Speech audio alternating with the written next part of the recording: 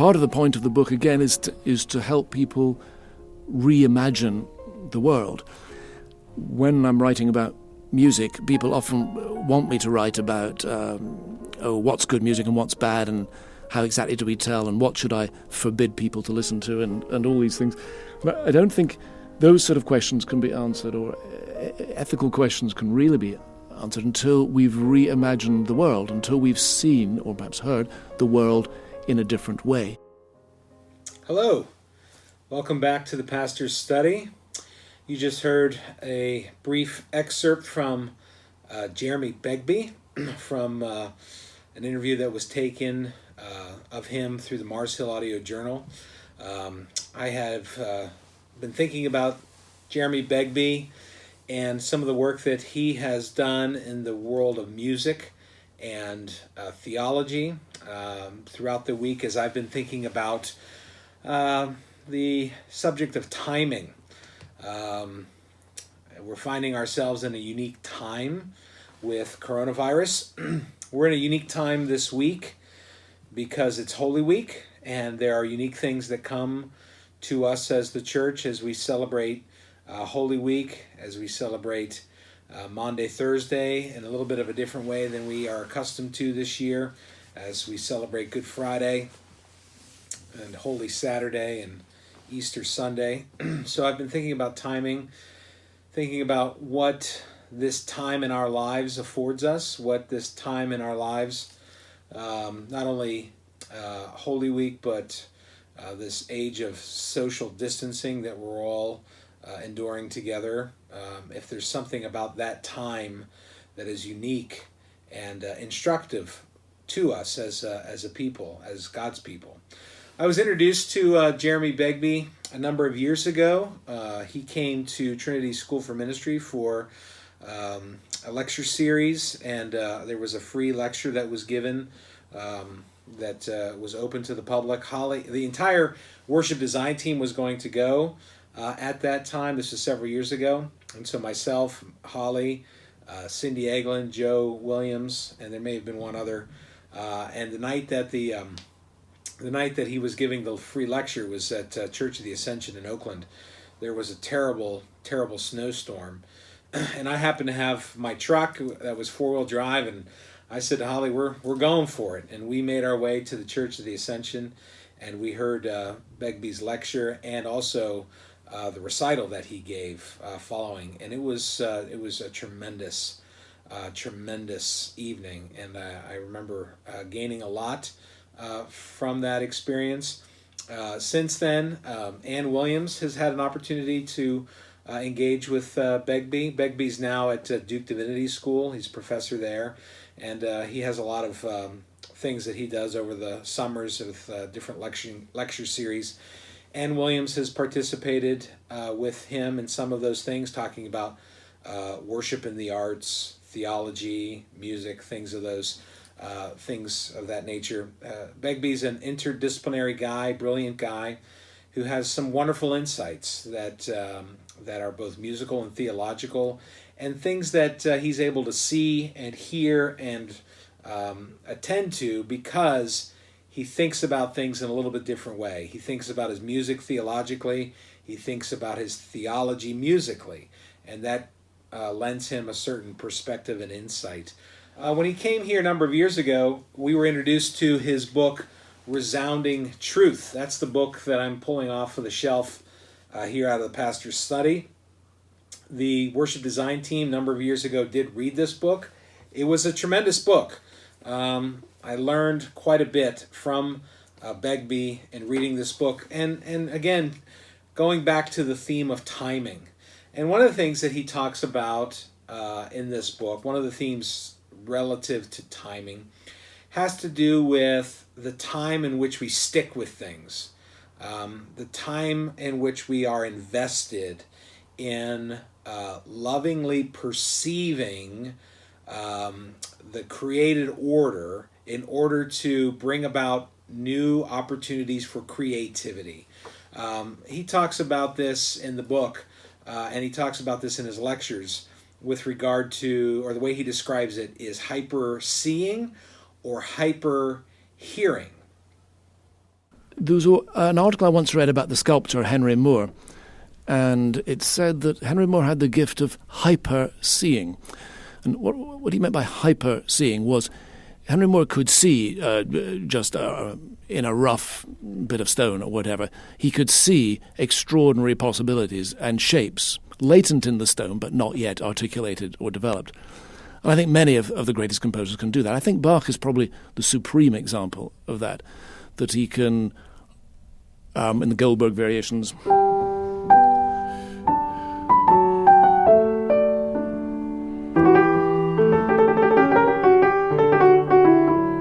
you can hear in such a simple theme, almost 2.5 hours it is if you play the whole thing, of music.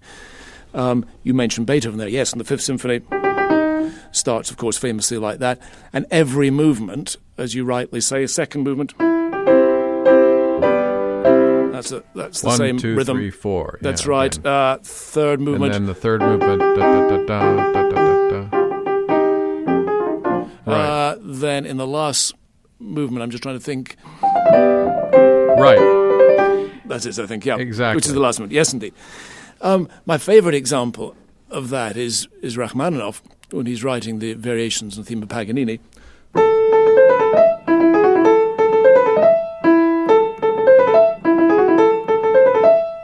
And the most famous variation of that is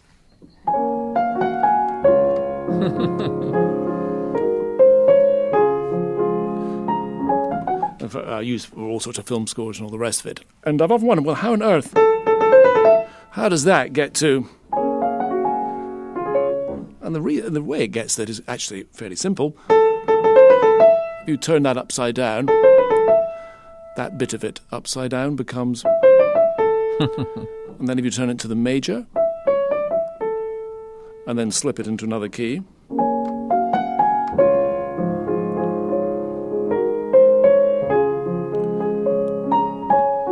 that's hyper-hearing. And I think God calls us to hyper-see and to hyper-hear the world that he has made. Oliver O'Donovan, the great ethicist, has a fantastic phrase when he says that love achieves its creativity by being perceptive. We often think of creativity as, well, we're going to make something and we're going to impose it on the world or whatever. The great artists are perceptive. They spend a very long time with 3 notes or a chord, or even sometimes just a single note. And that loving attention to what God has given us, I think, is extraordinarily important. Love achieves its creativity by being perceptive. And I love the way that Begbie puts it. He says, creative people who are able to build or to develop or to create something that's beautiful, that's profound, they spend a lot of time with just 3 or 4 notes. They spend a lot of time with just 1 note. They spend a lot of time with 1 color. They spend a lot of time with 1 or 2 things. And it goes back to the principle that we talked about being in the belly of the fish, the ascesis, the limitations. Spending time that allows you to focus is actually not a hardship. Even though social distancing, self-quarantining can be a hardship for us, it's also an opportunity to lovingly perceive the created order. Love achieves its creativity by being perceptive. That's what Begbie said. Another thing that Begbie talks about in this book, 2 things that have to do with time and timing. He brings about a musical concept known as ETR, or the issue of equilibrium, tension, and resolution. And he mentions how this ETR phenomenon is something that's often experienced by the great pieces of music. There's the equilibrium in which a musical motif is established. And then there's some creativity that happens in the music where you start to go away from the main theme. There's a tension that develops. And what that does is that creates in you, the listener, a longing. You're longing for something. And what is it that you're longing for? You're longing for resolution. That's ETR, equilibrium, tension, resolution. And when we hear the tension in the music, it automatically elicits a response in us for that tension to be resolved.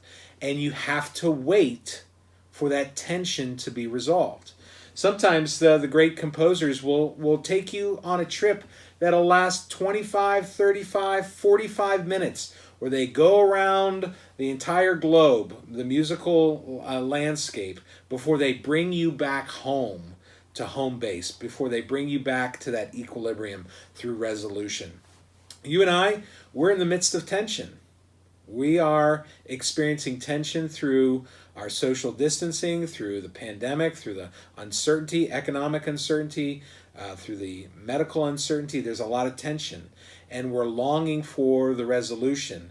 But one of the things that this experience is teaching us is that we have to be patient. That tension will be resolved, not in accord with our timing, but in accord with, as Christians, we confess and believe that it'll come to a resolution in accord with God's timing, who is the great composer, the one who is making his music known in the created order. And so I was reminded of that this week as I was thinking about Begbie. And then this other section in the book that he mentions, where he says, the subtitle of it is it reads, "It cannot be rushed." It cannot be rushed. And he goes back to the issue of timing. And I want to read this short section to you. He says, "To draw out the resonances between this and the Christian gospel, this necessity that things can't be rushed, we might pause to consider Holy Week," which is where we're at. We're in Holy Week this week. Palm Sunday to Easter Sunday, and the way it is celebrated in worship. As the Roman Catholic and Orthodox traditions have known for centuries, and many other churches have discovered too, the only way this extraordinary narrative will yield its meaning is quite simply if we let it. The only way that these events will yield their meaning is quite simply if we let it. And arguably, if we allow ourselves to play the events at their original speed, God's speed, not ours, living in and through the events day by day. There's a timing. There's a progression in Holy Week. Maundy, Thursday, we remember the mandate, the command that Jesus gave to take the bread and to take the cup, the body broken, the blood outpoured. There's the sequence then to Good Friday, remembering Christ's death on that day, the last 7 words. There's the quiet and the peace and the still and the subtle uncertainty twinged with hope through Holy Saturday. It's a day of stillness where the earth grew still. And then there's the glorious resolution that comes with Easter, when Jesus breaks open the doors of hell, he breaks open the doors of death, he breaks open the doors of the tomb, and Christ comes out victorious. And there's this glorious resolution that comes about. It starts with an equilibrium when Christ comes on the scene, when he enters into his ministry and he does his work. There's the great tension of Holy Week, Maundy, Thursday, Good Friday, Holy Saturday, and the glorious resolution that brings, the tension that we feel during Holy Week that is resolved on Easter. And it all has to be experienced in accord with God's timing. God's timing.